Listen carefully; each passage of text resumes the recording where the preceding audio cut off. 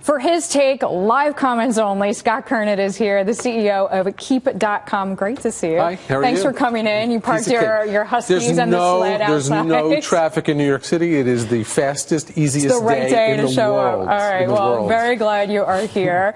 You just heard my colleague from the Wall Street Journal talking about Twitter, maybe edging a little bit into some territories of Facebook, those, she said, not some territories of Google Plus where it failed. Right. What do you make? Well, I think it's interesting, but it's also a little scary. I was listening to it, and I was thinking of Anthony Weiner not realizing how to send a private message on Twitter. So, and actually, Anthony Noto, Twitter's CFO, sent a public message. Funny you should say the difference, because you're right. Of course, right. Anthony Noto thought he was sending DMs, direct messages, and it went out to anyone who follows him. So it's interesting what we're seeing, and we're seeing Snapchat also is now doing news, which we can talk about. So if you have audience, you try to expand, but you run the risk that if you expand, you lose your core benefits. So in the past, Twitter was the broadcast medium, and Facebook was the one to talk to my friends.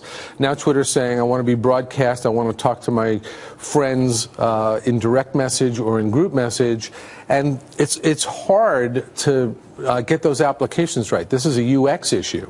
These are businesses like Instagram and Vine and Twitter and Facebook that were different enough that you used one for something. Each one had a purpose, but now it's kind of all these fields are superimposing So themselves. it's risky, but that's the nature of any of these internet businesses, is disrupting each other, and you run the risk that you blow the whole thing because you went too wide. All right. Now, speaking of going too wide, Snapchat, I always think of more for teenagers that want to send each other messages that maybe they don't want their parents to see on Facebook. Now they have this new feature called Discover. So Vice, CNN, Yahoo, basically a bunch of news organizations are actually going to be brought to Snapchat users in the form of Snapchat stories. Right.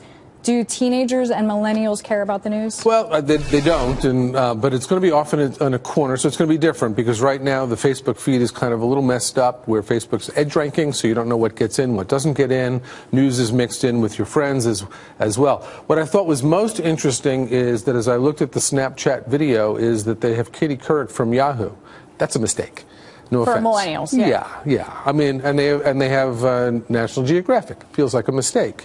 Vice makes sense. So I think that as they went out to select the dozen or so, because it's not open to all outlets, which means they probably extracted a pretty hefty fee. I don't think you guys are in there yet.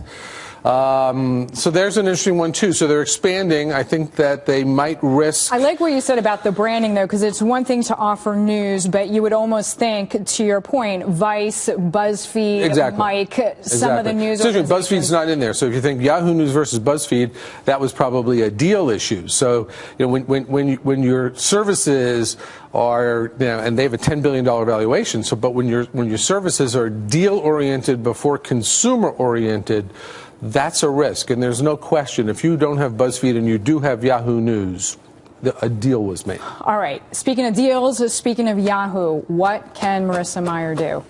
So I'm a fan. I think she's got this weird no-win situation. She's being pressured to take this cash from a fantastic investment that Jerry Yang made. I'm a believer that you build companies over the long term. You just don't pay out to shareholders. So 3 years that she's been CEO is not enough for her to build something. Well, she's tried a variety of strategies. You and I have talked about the strategy that I like, which is self-serving, is go buy or almost be a venture capitalist. But even later than that, so interesting companies where the Yahoo fire hose can make a difference, because she's got something that few other companies have. So she's got the cash, she's got audience, she doesn't have interesting products, but it seems to me that she could go pick up a half a dozen or a dozen or 2 dozen burgeoning products. You know, and the internet's funny. There are the businesses like the Snapchats that happen all by themselves, but there are a bunch of internet businesses that actually need marketing, and you'll see them because they're going to advertise in the Super Bowl. So we love viral internet businesses, but they're not all viral, and she has this magic equation of both cash and audience, and she's smart.